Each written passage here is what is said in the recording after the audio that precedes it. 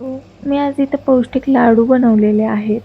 ही खूप हेल्दी आणि खूप बेनिफिशियल रेसिपी आहे. तर तुम्ही ही नक्की एकदा ट्राय करा. तर त्यासाठी मी इथे जवस घेतलेले आहेत. चिया सीड्स लागतात. त्याचबरोबर बदाम, अक्रोड, सनफ्लॉवर सीड्स, पंपकिन सीड्स. त्यानंतर मी इथे शेंगदाणे खरपूस भाजलेले घेतलेले आहेत. त्यानंतर हे काजू, त्यानंतर खजूर. नंतर मला खूप क्वांटिटीमध्ये केल्यामुळे हे 1 किलो तूप लागलेलं आहे साधारणतः आणि हे डिंक मला वाटतंय 500 ग्रॅम वगैरे असेल.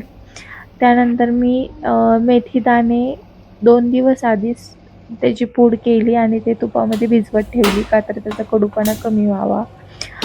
इन्ग्रीडियंट दाखवले ते सर्वच मी घेतलेले आहेत आणि अजून काय मी त्यामध्ये ॲड करेलच.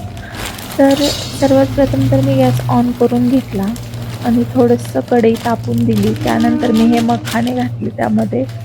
मखाणे थोडेसे हलके म्हणजे जास्त जर तापलं तर नाही का ते करपतात म्हणून मी ते आधीच घेतले. त्यामध्ये तूप ॲड केलं थोडंसं आणि ते असं चांगलं परतून घेतलं. मखाण्यांचा तुम्ही बघता इथे कलरसुद्धा चेंज झालेला आहे. असं थोडं येल्लोइश वगैरे व्हायला लागला, की समजायचं ते भाजायला चांगले लागले.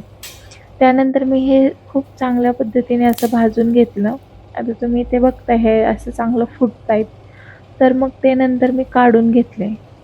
इथे पुन्हा एकदा आपण गॅस ऑन करून घ्यायचा आहे आणि त्यामध्ये कढईमध्ये आपण तूप घालून घ्यायचं आहे. का तर आता आपल्याला इथे डिंक असा चांगला म्हणजे तळून घ्यायचा आहे. तर डिंक सांगितल्या म्हणून सगळाच घालायचा नाही, तर तो आपल्याला लागेल तसा हळू-हळू आपण घालून क्वांटिटीवर डिसाईड करायचं की तो आपल्याला किती लागत आहे. तर इथे मी हा डिंक लागेल तसा तळून घेतला आणि ते काढला आहे मी. बायचेसमध्ये घेतला कारण ॲक्चुअली माझं ते डिंकवडा जो होता तो खूप क्वांटिटीमध्ये होता. तर इथे डिंक असा चांगला तळून घ्यायचा आहे. डिंक तेलामध्ये चांगला पसरायला लागला, की तो आपण लगेचच काढायचा नाहीतर तो करपण्याची शक्यता असते किंवा असा काळपट होतो. मग त्याचा वास सर्वच लाडूंना लागतो.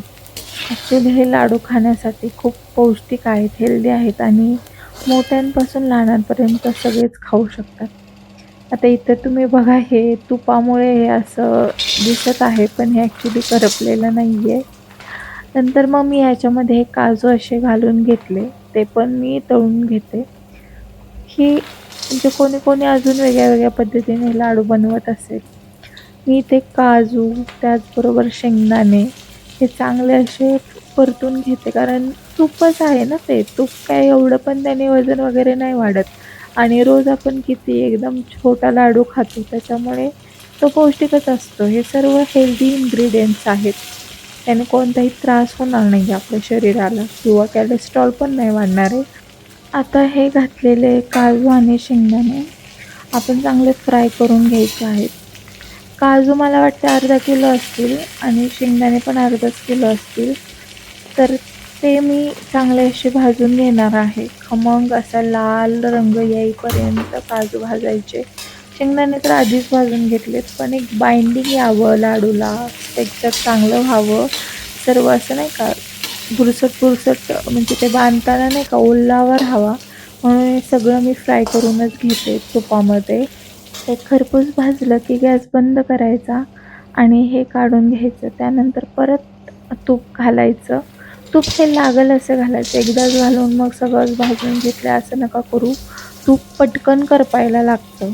मी ही खूप जाडबुडाची कढई घेतली तरीसुद्धा तेवढं तूप थोडंसं असं काळा रंग झाला पण ठीक आहे तेवढं. मग त्यानंतर मी हे नंतर तुम्हाला दाखवलेले सर्व इन्ग्रीडियंट्स त्यात घातले. मग हे वरनं माझे तीळ राहिले होते घालायचे म्हणून मी परत त्यामध्ये तीळ पण ॲड केलेत. नंतर त्याच्यासोबत ते वॉटरमेलन सीड्स होत्या, त्या पण मी मग त्याच्यामध्ये घालून टाकल्या आणि त्याला मगजबी पण म्हणतात, मराठीमध्ये मगजबी. ह्या सीड्स सर्व डीमार्टला भेटतात किंवा तुमच्या तिथे लोकल मार्केट असेल तर तिथे हे पटकन अवेलेबल होऊन जातात. कारण आत्ता हे खूप म्हणजे ह्याचं खूप डिमांड आहे ह्या सीड्सचं. रोज पण आपण हे भिजत घालून खाऊ शकतो. हेल्दी आहेत ह्या आणि हे सर्व चांगल्या प्रकारे आपण भाजून घ्यायचं आहे. खूप पण जास्त वेळ करपवत हे म्हणजे करपेल तोपर्यंत भाजायचं नाही आहे. ते खूप पटपट अ, भाजून घ्यायचं आणि लगेचच काढून पण घ्यायचं आहे. ह्या सीड्स अशा चांगल्या असं त्याला पूर्ण तूप लागेपर्यंत म्हणजे तुपाने चोळून घेतलं असं पण म्हणता येईल ह्यामध्ये.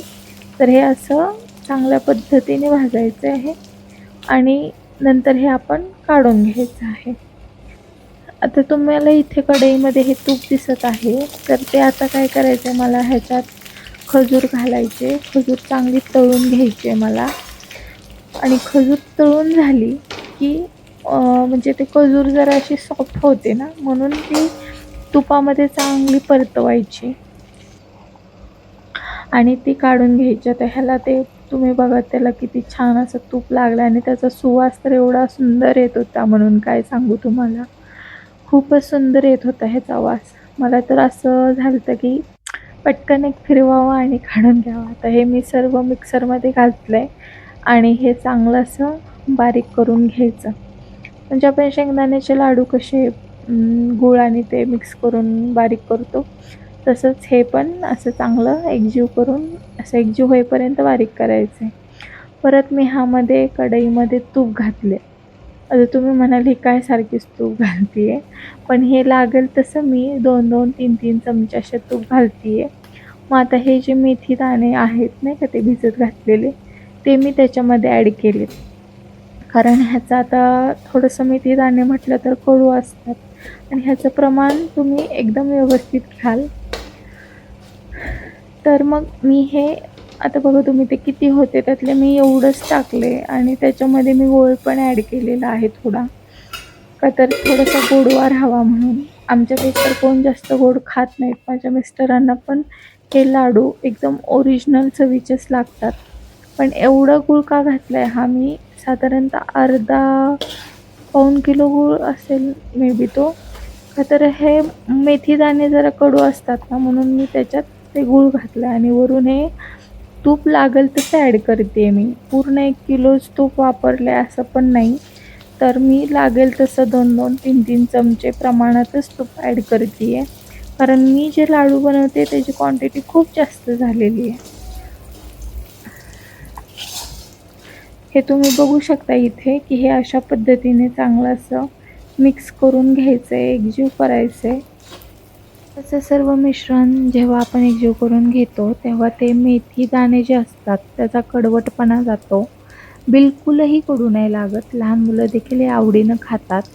तर आता इथे मी हे डिंकाचं जे आहे मिश्रण, हे जे मला मम्मीने आणि माझ्या सासूबाईंनी डिंकावरून गावाकडून हे कुटून पाठवलं होतं, तर तेच मी ह्याच्यामध्ये घालत आहे.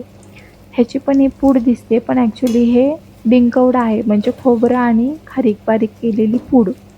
हे मी ह्याच्यामध्ये घालत आहे. नंतर आता हे जे घालत आहे, ते मी जे आपण इथं मिश्रण बारीक केलं होतं ते ड्रायफ्रूटचं सर्व काही, ते आता मी ह्याच्यामध्ये परत ॲड करत आहे. हे तुम्ही बघू शकता इथं मी असं हे दोन्ही मिश्रण थोडं-थोडं करून मिक्स केलं आणि आता ह्याच्या पुढचा तो लाडू बांधायचा व्हिडिओ म्हणजे मी लावला होता, पण ते काय रेकॉर्डिंग झालंच नाही. तर हे असं चांगलं असं तेल तेल सगळं ह्याला लागून जातं आणि आता ह्याचे आपण लाडू वळून घ्यायचे.